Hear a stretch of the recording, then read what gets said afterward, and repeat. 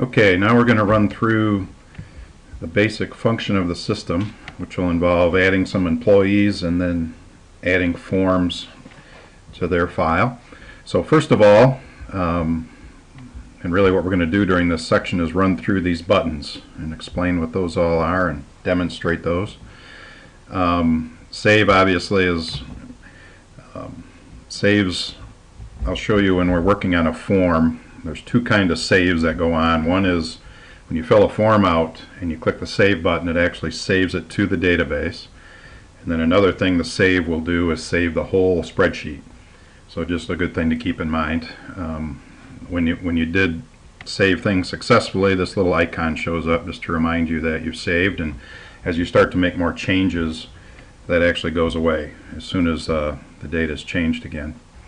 Home will always bring you back to this screen where you can get at some of these things we talked about in the first section.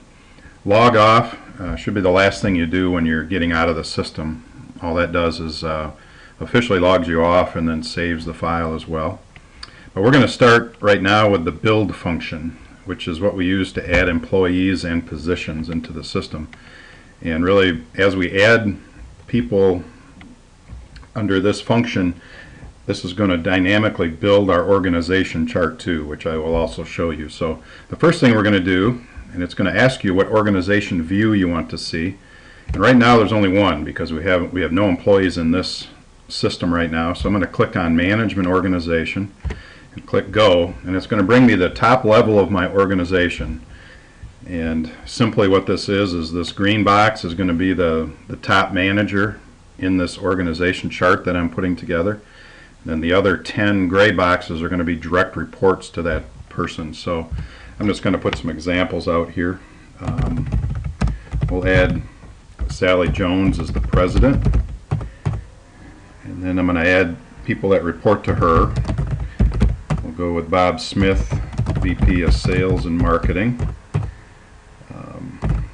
Sherry Lane, VP of Manufacturing, Tim Wright, VP of Engineering, and Taylor Boone, VP of Finance. And it's important to put those in order just like I did. Just follow the numbers. If you kind of skip around, then the org chart's going to look a little funny. But once I fill in information like this, and this is true for any screen that you're on, the best thing to do when you're done, of course, is hit the Save button. And I'm going to show you the charting that's starting to take place already. If I click the Chart button here, it'll show me this organization chart that's been generated automatically for me. You can kind of see so far we've got two levels. And what I'm going to do next now is I'm going to build out, just in our example here, I'll build out Bob Smith's organization a little bit more.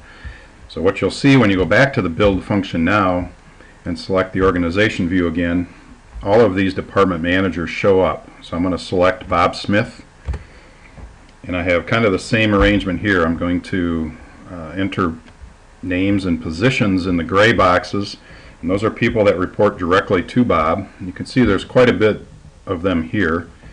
Got quite a bit of a capacity here in the org chart. And the only thing to note here is some of these gray boxes that report to Bob are assistant manager positions, and the white boxes below them report directly to them. So I'll demonstrate that, but that gives us the opportunity to have another level in the organization. But I'll just add a few employees here as well. We'll go with Rob Riddle, sales consultant, and we'll add Tom Fry as a sales consultant. And then I'm going to add Jody Steller, and she's going to be the marketing manager. So she's going to be one of those, whoops, I'm sorry. I want her to be one of those assistant managers, so I'm going to put her in an assistant manager box. She's the marketing manager, and then below her I will put Tony Ray, who's a marketing assistant. So again, if I save this and then go back to my chart, you can kind of see how this now is structured. And if you see how that works with the assistant managers, they show up in blue. So that's Jody Steller, reports directly to Bob Smith, but Tony Ray reports to her. So that's how that works. So as you continue to add employees, obviously this org chart will keep getting fuller and fuller. What I'm going to do next here is I'm going to skip over the F-score button right now. We'll come back to that kind of in our last section here. But what I'm going to do is add an employee file record for some of these employees. So if I click the drop down there, I see all the people I've added so far. So we'll target Bob Smith for now. So if I select that form, I get a blank, because I haven't added this yet, I get kind of a blank employee file. And I can do a few things here. This is where I'm going to log things about Bob. So I've got key dates I can put in here. I have a picture I can upload, and I'll show you that in a second. And then I have some personal notes and professional notes. And there's also an icon here called Forms. As I add forms to Bob's employee file, I can get at everything that relates to Bob Smith through that icon, which I'll demonstrate in a little bit too. So maybe just making up some information here. We'll add some dates. Bob's birthday is 7/13/60. Beth is his wife. Maybe I don't know her birthday. I should find that out. And our wedding anniversary, I don't know that right now. Personal notes, I might put something in here about Bob's family, for example. These are just things to help me remember my employees a little bit better. Bob has 3 kids, 2 in college and 1 at home, or whatever I want to do. Professional notes could be something about that I want to remember about Bob. Could be his work history.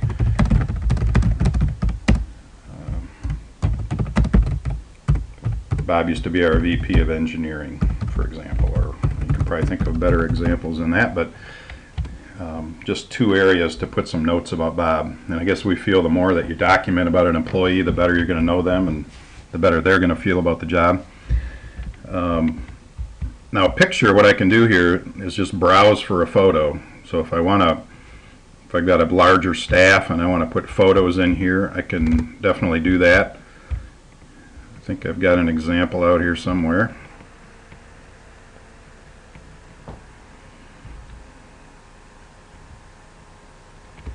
So if I click on the photo when I find it, you can see it adds the photo, and really all it does is it stores the path to that photo so that I can bring it up anytime I want. So anyway, there we've added an employee file record for Bob Smith. So I'm going to just, as usual, save it.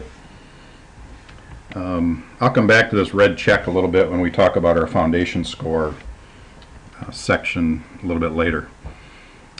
Now, another thing I can do with Bob Smith, of course, I have all these forms that I can fill out. I've got a job description. Now, what I probably am going to do, I'm going to back up here a second. Job descriptions relate only to the positions that are out there, of course, and then later we'll link them to employees as well. But right now I have no job descriptions loaded in my database either, so I'm going to add that to Bob's position as well. I really don't need to do these at the same time like I'm doing. You can do them whenever you want, but job description should be added to set clear expectations for people, of course. So I'm going to add a new job description. It's going to bring up all of the positions that I have on my org chart right now that do not have a job description. You can see that's all of them here, but if I grab VP of Sales and Marketing, click Add, it's going to bring up a form here, which is what we use as our job description form in the system. And it's kind of a combination form. I guess what we always believed in is you can create an interactive position or job description by doing some checklist things on it. So that's how this is set up. If this doesn't work for you, just let us know. We can customize this a bit.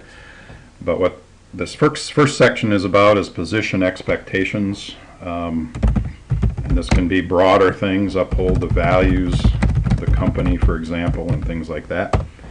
And I can have up to 12 of those, but I can also get more detailed. And this maybe gets more important the farther down an organization you get, but there's daily check items, weekly check items, and monthly check items. And what this is meant to do is, as you fill out these checklists, print them out, give them to employees, And I've even had my businesses in the past, they'd fill them out, check them off every day, and then hand them in to me at the end of the week, for example, is how that's meant to be used.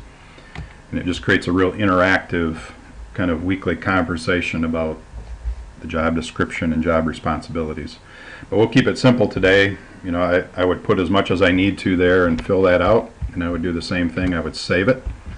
And now that's saved and related to that position of VP in Sales and Marketing. The next form on my list is the scorecards. And what a scorecard is, it really takes this job description and adds a scoring methodology to it. So I'll show you that. If I go to a scorecard, I'm going to add a new scorecard. Now the only people I have set up so far, I've got Bob Smith as an employee, and the system knows what position he's in because of the org chart. But what it's asking me for, and you'll see a lot of these forms will be asking for titles, and I would encourage you to use those as we kind of recommend, because that'll help you find these forms back in the future. So maybe for Bob, this is the 2014 quarter one scorecard. So I'm just giving that form a title. So I'm going to add that, and what it does is it brings up the job description that relates to Bob's position, and it just allows me then to score the different items. So uphold the value of the company. If Bob's doing a great job on that, maybe I give him a 4, you know, and stuff like that. So you can kind of go through this and give a scorecard based on that employee and his position. That's how those work. So if I'm done with this, I'll save my scorecard, so that again puts it in Bob Smith's file. The next form on our list is a performance review, and this is maybe a little more formal way to review an employee. And I'll select Bob Smith again. I'm going to give it a title again. Maybe this is my 2014 annual review. And I can select up to 5 types of reviews, and I went over this in settings. You can customize this yourself. Since Bob is in a management position, I'm going to select the manager review. So I'm going to click add. It's going to bring that to my screen, and now I can write a performance review for Bob, which involves comments and examples in these boxes here, and then it also involves the scoring methodology again. So for example, leadership for Bob, you can see the 1 through 5 scoring range here, which again you set up in settings. But maybe Bob is an excellent leader. I'm going to give him a 5, and then make some comments. Great job, keep up the good work, or whatever. Same thing with business objectives. You know, maybe we've hit the targets we had set for ourselves, or we were slightly below, whatever. Need to pick up the pace in Q1 or whatever. So that's how that works, obviously. When I complete that, I'm going to click save there as well, and it's going to post that. It'll save that form information, and it will be in Bob Smith's file. The next form on our list is a discipline form, and same thing. If I add a discipline form, what it's going to ask me is who are the employees, Bob Smith, report type, and as I mentioned in the settings section as well, there's 3 kinds of discipline forms, kind of ranging in not so severe up to very severe, that you can define as well. So we'll make this just a call for an action plan that we want to do with Bob. This might be a sales plan for 2015 or something. So if I click add, it brings that form into my work area here, and this is just a simple form. Gives you room to put comments regarding 3 areas of concerns, actions needed, any employee comments after the discussion was made that maybe you want to document in the system. And then one thing to notice about discipline forms in particular, there's a date closed on here and a date discussed. I think again, just because these are potentially legal documents, official forms in the file potentially, I think it's important to document when the employee when we had the discussion with the employee, and when we kind of closed out the discipline form. So in this case, if it's an action plan for sales, maybe there's some items that we're going to focus on for the next 90 days or something. So maybe the action plan will actually remain open for 90 days, but once it's closed, I will put a close date in there because the system kind of tracks any open discipline reports. So once I've filled that out to my needs and whatever I'm trying to accomplish there, I will again save this and it will post to his file. A couple other forms, last two forms. One is feedback, and feedback is just a simple a way to document quick notes for an employee. And this is just to help you throughout the course of a year or a quarter or whatever, keep track of things that maybe have come to your attention. So again, I'll select Bob Smith, and the feedback types, as we went over in settings, you can define these. Maybe I got some positive feedback. This is a customer comment that I got on Bob. Maybe I'll just document it here.